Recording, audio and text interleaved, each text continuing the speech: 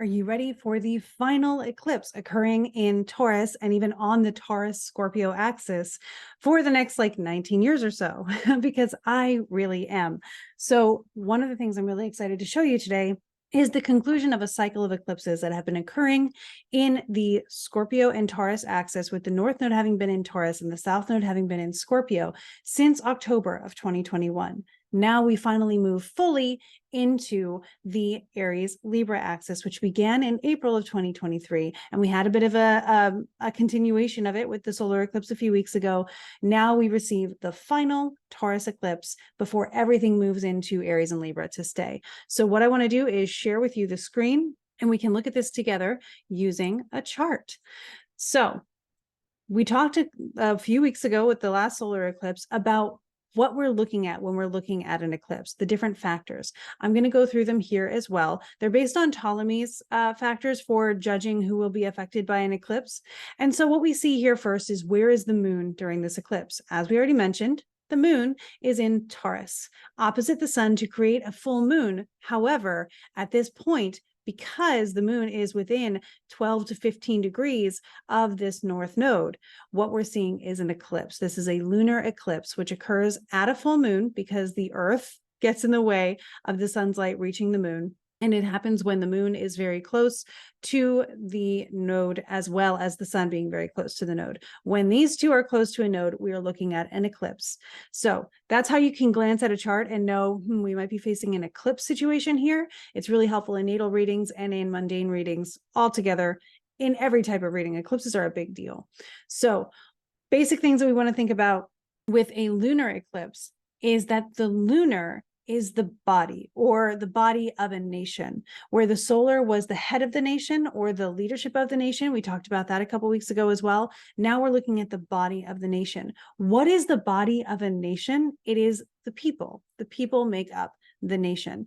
So what we saw a couple weeks ago was situations around leadership and around the hierarchy or structure of leadership and around the negotiation of leadership. Now we're looking at the effects on people and people of Taurus nature. Again, we're looking at where the eclipse is taking place, and it is in Taurus. So one of the first things we're going to think about is Taurian nature. And truly, it is nature, resources, food, possessions, material items, and the earthy things that go along with that, as like workers and maybe some infrastructure. Themes that come to my mind are things I'm reminded of that I've been seeing being dealt with as Uranus has been in Taurus since 2018. This has led to a lot of infrastructure awareness, a lot of environmental awareness, a lot of workers' rights awareness, and even some supply chain awareness. So those kinds of things may still be on the table, as we've been working on them a lot for the last 2 years. We're going to see this probably come up and be a prominent topic for us again this weekend on the 28th of October. You can see it over here. The 28th of October at around 4:24 p.m. if you're on the East Coast near DC, and you can adjust that for your time zone to be able to know when this eclipse is happening and happening for you. But really, I wouldn't worry too much about that this time, because we're not trying to do intentional work with an eclipse, right? This eclipse is going to be visible mostly over the opposite hemisphere from the US, the Eastern Hemisphere. I've seen some articles mentioning that it may be visible from parts of America. I've had a lot of conflicting information coming from articles right now. One of the things I was looking up was, how long will the eclipse last? Because that gives us an indicator for how long it will take the effects to unfold. And with this eclipse, unfortunately, they're not so much focused on how long the eclipse lasts as what it means for your sign. So I have found sources claiming 15 minutes all the way up to 4.5 hours. That means that we're either going to deal with the eclipse's effects for just 1 week or up to 4.5 months. So you can see how that makes a really big difference. And unfortunately, I'm not finding any good credible sources that are giving me an exact amount of time. I should maybe look into NASA or something like that. If you know of a source that's more reliable with things like this, please let me know and I'll make use of it moving into the future. Other things that we can think about, though, is, of course, since we've thought about the nature of the sign that it's in, we then think about the ruler of that sign, and that is Venus. Venus is over here in Virgo. By dignity, Venus is considered to be in fall in Virgo. She's not as uplifted. She doesn't have as much of the reputation and notoriety as she would like to be able to make her plans work. So we're seeing that maybe the energy and the support for this eclipse is already a little bit of a struggle. Maybe we're not seeing the support that we would like for the themes that we're seeing are relevant with this eclipse. And the benefit is she is by whole sign trine to the eclipse. So she sees the eclipse happening and she sends her blessings. And so that might help us out a little bit as well. She is applying to this exact trine with Uranus, that mutual application that we're going to be looking at. I believe this comes to fruition on Halloween itself. So that's interesting and fun. And we'll see what those two have in store at that point. Additionally, again, Venus does relationships, she does art, she does beauty, she does material possessions, she does things that lead to comfort, the things that we surround ourselves with to feel comfortable, beautiful, at ease. So those are things to keep in mind as well. And then we look at the condition of the moon in Taurus as well. The moon in Taurus is normally exalted. However, the moon is eclipsed at this point.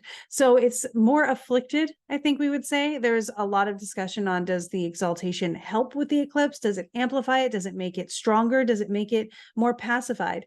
Really, we're not sure. We can look at the results the weekend that it happens and see, does it seem like it was better, improvement, or does it seem like it created challenge, where normally we would have seen something a little bit more comfortable.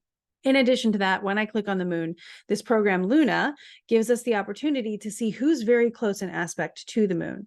Naturally, the sun is there, but we also have Jupiter right nearby. And Jupiter is retrograde, so Jupiter and the moon are mutually applying to each other.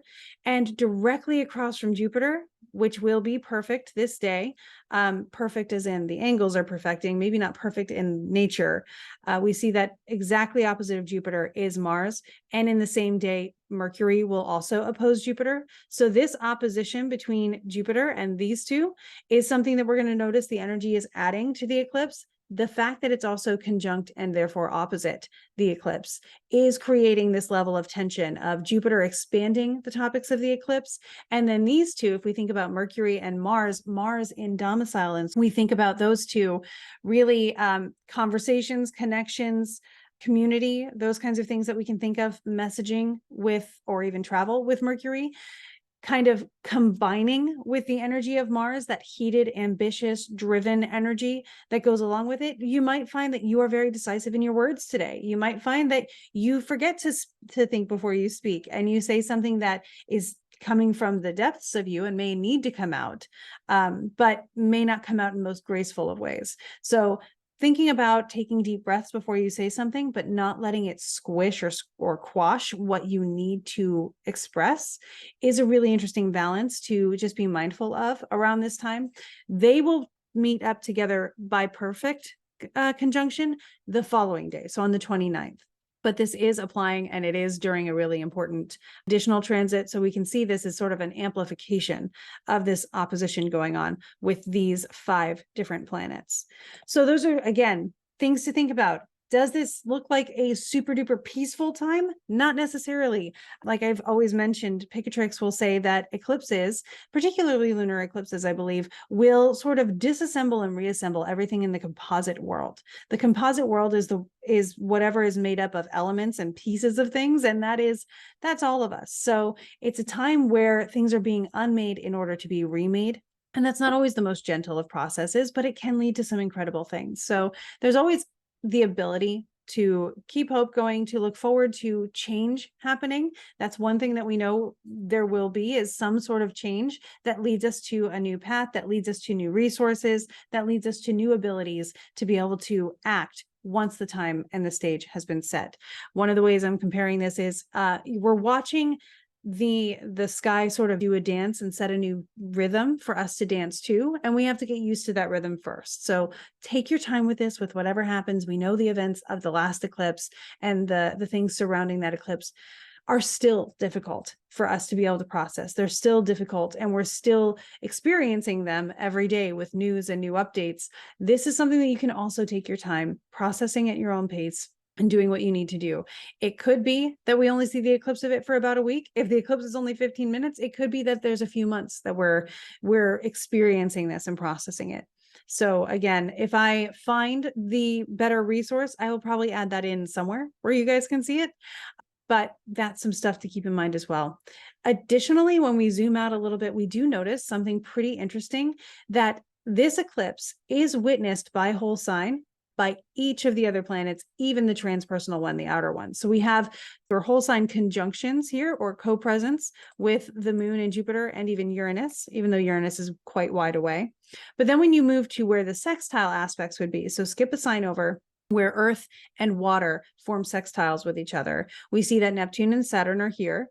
Saturn forming a pretty close separating sextile with the eclipse, and again, a trine to the sun. And then if we move to where the square would be, Pluto is square it, thankfully, at the very other end of the sign. So hopefully that kind of is light on everything going on there.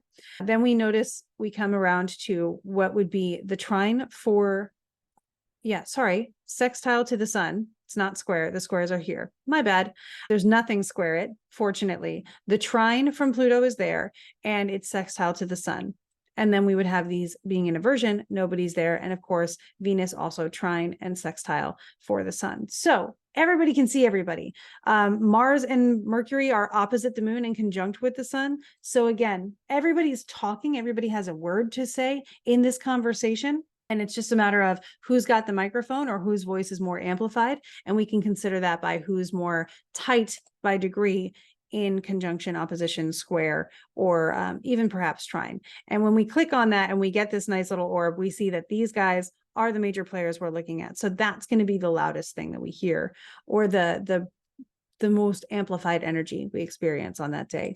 This is a lot to take in. This is a lot to experience. It is a collective experience. So one of the things I want to remind us of is you are an individual as part of this collective. You have your skills, your talents, your abilities, your power of action in your sphere, in your realm of influence. So the affirmation I came up with for this one is, I am a petal on the flower.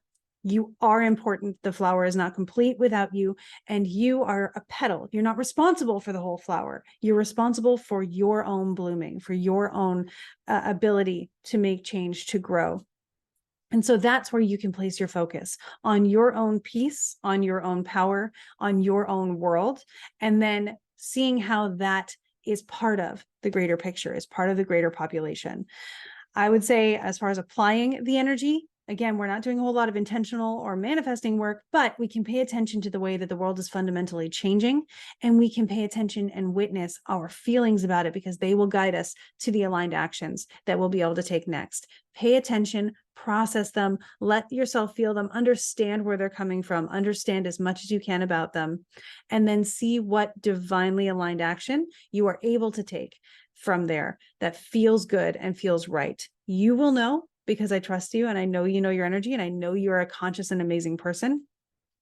So I really hope that whatever happens, it could be totally incredible. It could be totally amazing. Again, we don't have any squares going on. We just have this tension from the opposition, but there's just as much testimony coming from trines and things like that as well. So a bit of a mixed bag. We'll see what happens. But in any case, I hope you take care. I hope you find comfort, and I hope you have everything that you need.